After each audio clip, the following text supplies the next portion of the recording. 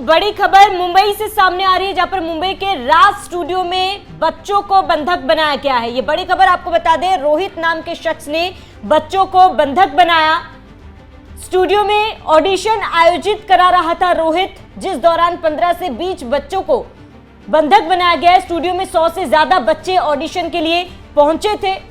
आरोपी रोहित एनकाउंटर में मारा गया। ये बड़ी खबर आपको इस वक्त की बता रहे हैं, जहां पर आरोपी रोहित एनकाउंटर में मारा गया है। बता दें कि मुंबई में उस वक्त आज हड़कंप मच गया जब खबर सामने आई कि मुंबई में 15 से 20 बच्चों को एक स्टूडियो में बंधक बनाया गया था।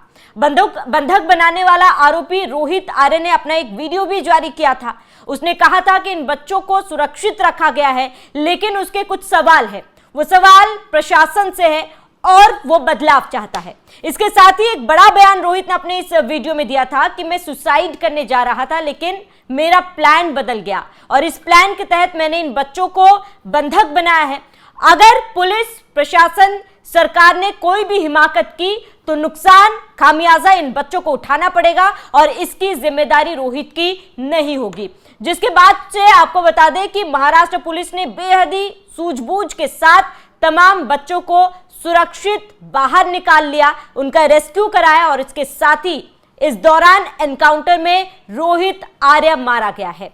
इसी पर हम चर्चा करेंगे कि आखिर रोहित आर्य था कौन, उसकी मंशा क्या थी बच्चों की किडनैपिंग के पीछे और क्या कुछ मुख्य कारण रहा है। मेरे साथ मेरे सहयोगी रोहित जुड़े हुए हैं। रोहित, ये वीडियो जैसे ही सामने आया पूरे मुंबई में हड़कंप मच गया। वो तस्वीरें भी हमने देखी जब खिड़कियों से बच्चे मदद की गुहार लगा रहे थे, लेकिन उस वक्त कोई ये समझ नहीं पा रहा था कि आखिर इन बच्चों की किडनैपिंग की क्यों गई। इसके पीछे रोहित आर्य की क्या मंशा थी और किस बदलाव के बारे में वो बात कर रहा था। तो सबसे पहले ये समझना पड़ेगा कि ये पूरी घटना घटी कैसे। मुंबई का पवई स्थान, जहां पर आर्य स्टूडियो, वहां पर बच्चों को ऑडिशन के लिए बुलाया गया। 100 बच्चों को बुलाया गया। हालांकि 80 बच्चों को, 83 बच्चों को छोड़ दिया गया, 17 बच्चों को बंधक बनाया गया, जो आंकड़े आए अभी। और क्योंकि उतनी ही जगह थी इसलिए बाकी बच्चों को छोड़ दिया गया। अब रोहित ने ये सब क्यों किया? क्योंकि वो परेशान था, आर्थिक स्थिति को लेकर परेशान था। साथ में उसके तमाम सवाल सरकार से थे। वो सरकार से और इसके अलावा प्रशासन से पूछना चाह रहा था। मतलब कि एक तरीके से वो अवसाद में था, मानसिक रूप से ही परेशान था। और जैसा आपने बताया कि आत्महत्या करने की सोच रहा था, लेकिन फिर उसकी प्लानिंग बदल गई। ये साइको टाइप के लोग ऐसे होते हैं।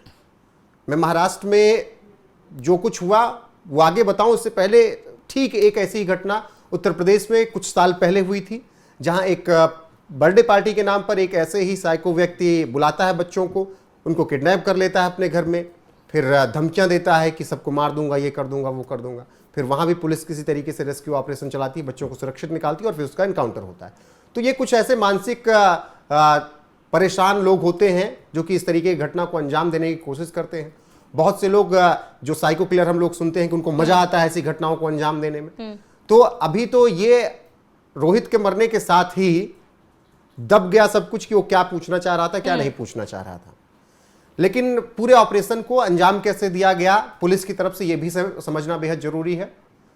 और ये बताता है कि बच्चों की सुरक्षा के लिए फडणवीस सरकार ने यह फैसला लिया कि बच्चों को एक खरोच नहीं आएगी, क्योंकि बच्चों के माता पिता भी बाहर खड़े थे, परेशान थे ऑडिशन के लिए बच्चों को लाकर।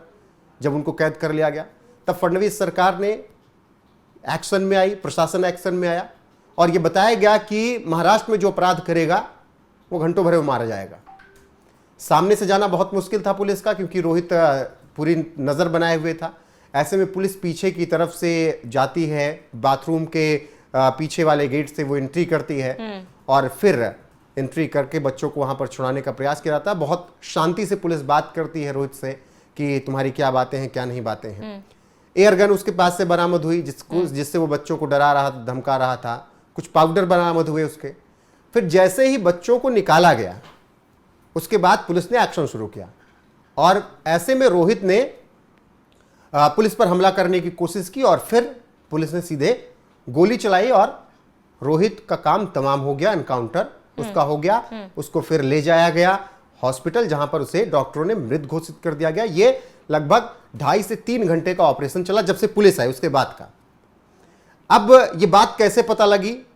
दरअसल हुआ ये कि बच्चों को रोहित ने अंदर बुला लिया, माता पिता बाहर थे, और आज पहले दिन ऑडिशन नहीं ले रहा था, वो पिछले कई दिन से ऑडिशन ले रहा था और हर दिन बच्चे आ रहे थे। फिर उसके दिमाग में एक फितूर चढ़ा, क्योंकि पहले ही आत्महत्या का उसके पास ख्याल आया। फिर जब उसके मन से आत्महत्या का ख्याल निकला तो उसके पास ये फितूर चढ़ा कि बच्चों को कैद कर लेते हैं। यूट्यूबर भी ये रहा है, और बच्चों को कैद करने के बाद अपनी बातें मनवा लेंगे। तो अगर आपको कोई परेशानी थी, आपको प्रशासन से दिक्कत थी, सरकार से दिक्कत थी, XYZ किसी से दिक्कत थी, तो ये तरीका तो आपका नहीं हो सकता है कि किसी के परिवार के बच्चे को आप इस तरीके से किडनैप करके उनको डरा कर आप अपनी बात मनवाएंगे। ये तो सीधा सीधा अपराध है, और कोई भी अपराध करेगा, अगर वो सही तरीका के लिए भी अपराध कर रहा है तो फिर वो मारा जाएगा। उसमें आप उसको बचाना। ये फिल्म नहीं है 3 घंटे की कि मैं कुछ सही करने के लिए गलत रास्ता अपना रहा हूं, आखिर में तो मैं ही हीरो बनूंगा। बिल्कुल। रोहित, आप अपने पूरे मंशा को जाहिर करते हुए आरोपी रोहित ने क्या कहा है, जरा आप सबसे पहले वो सुनाते हैं। मैं रोहित आर्या, सुसाइड करने की जगह मैंने एक प्लान बनाया और कुछ बच्चों को इधर हॉस्टेज रखा है। मेरे कुछ ज़्यादा डिमांड्स नहीं है, बहुत सिंपल डिमांड्स है, बहुत मॉरल डिमांड्स है, बहुत एथिकल डिमांड्स है, और मेरे कुछ सवाल है। मुझे कुछ लोगों से बात करनी है, उनको सवाल पूछने हैं, उनके जवाब पर अगर मुझे काउंटर क्वेश्चन है तो मुझे काउंटर क्वेश्चन पूछना है, लेकिन मुझे ये जवाब चाहिए। मुझे दूसरा कुछ नहीं चाहिए। ना मैं टेररिस्ट हूँ, ना मेरी बहुत बड़ी पैसों की डिमांड है, कुछ भी पैसों की डिमांड तो है ही नहीं, इमोरल तो बिल्कुल भी नहीं है।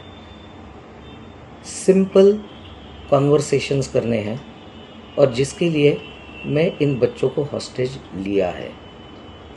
ये मैंने एक प्लान के तहत ही हॉस्टेज लिया है। लेट्स चेंज 4 मैं सच में करने वाला हूँ। अगर जिंदा रहा तो मैं करूँगा, अगर मैं मर गया तो कोई और करेगा, लेकिन होगा ज़रूर।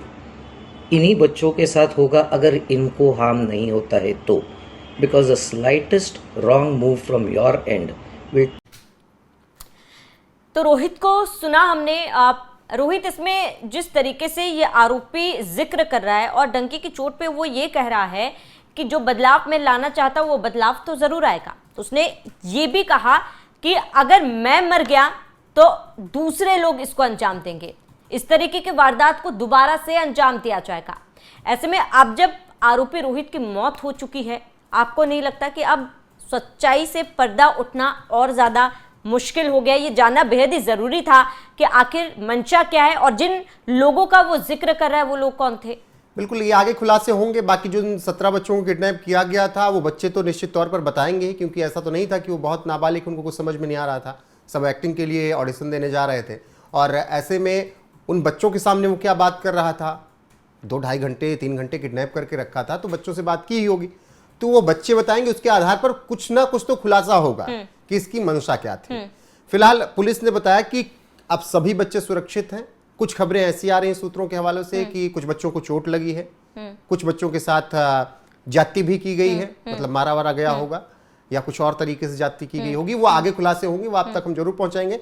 लेकिन अब बच्चों को सुरक्षित निकाल लिया गया है, सब बच्चों का मेडिकल भी करवाया गया है, जो कि नियम के अनुसार है कि ऐसे केसेस में आप मेडिकल कराना जरूरी होता है। और उसके बाद बच्चे अपने अपने घर चले गए। जो बच्चे काफी डरे सहमे हैं उनकी काउंसलिंग की जा रही है, और सरकार ने फैसला लिया है कि बच्चों के दिमाग में ये ना भर जाए कि वो नफरत में ही रहें, अवसाद में चले जाएं, क्योंकि आजकल जनजीत का दौर है और बच्चे थोड़ा अवसाद में जल्दी जाते हैं। तो इसीलिए सरकार ने, प्रशासन ने फैसला लिया है कि जो बच्चे ज्यादा डरे सहमे हैं, जो बच्चियां ज्यादा डरी हुई हैं, उनकी काउंसलिंग की जाए और काउंसलिंग के बाद उनको घर भेजा जाए, ताकि वो किसी तरीके से गलत कदम ना उठाएं। और पुलिस ने यह भी बताया कि यह एक मेंटली डिस्टर्ब लेकिन कंट्रोल्ड ऑपरेशन था, मतलब एक मेंटली डिस्टर्ब आदमी के खिलाफ कंट्रोल्ड ऑपरेशन को अंजाम हमने दिया है और इसमें हमने सफलता हासिल की है। वही मेरा कहना है कि अगर आप किसी भी सरकार को इस तरीके से चुनौती दोगे कि अपराध करके चुनौती दोगे, तो फिर आपके साथ कोई खड़ा नहीं होगा। आप अलग तरीके से अपनी बातें मनवा सकते थे, धरना प्रदर्शन कर सकते थे। आप अगर आपको पुलिस से, प्रशासन से परेशानी थी, उनके मुख्यालय पे आप धरना प्रदर्शन कर सकते थे, अनशन कर सकते थे, आप पैदल मार्च कर सकते थे आप। लेकिन इस तरीके से कि सोचिए किसी के एक बच्चे रहा होगा, एक बच्ची रही होगी, उन पे क्या बीत रही होगी। माँ बाप बाहर खड़े थे, बच्चे शीशे से झांक रहे हैं, वो हेल्प मांग रहे हैं, उन पर क्या बीती होगी। तो ये साफ है कि रोहित को जो मारा गया वो उसके अपराध का अंजाम है। बाकी अगर कोई और खुलासा होगा तो आप तक जरूर ही पहुंचाएंगे। अभी फिलहाल यही है कि फडणवीस राज में आप अपराध करोगे तो छोड़े नहीं जाओगे, वो कोई भी हो, रोहित भी हो या फिर कोई।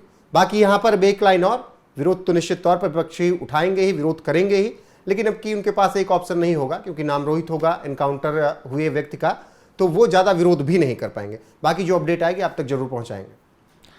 बिल्कुल, और इसके साथ ही ये देखना महत्वपूर्ण होगा कि जांच में आने वाले वक्त में क्या कुछ खुलासे होते हैं। खुलासे को लेकर तमाम अपडेट हम आप तक पहुंचाते रहेंगे। आपका क्या कहना है हमें कमेंट कर जरूर बताएं। साथ ही बने रहिए NMF न्यूज़ के साथ।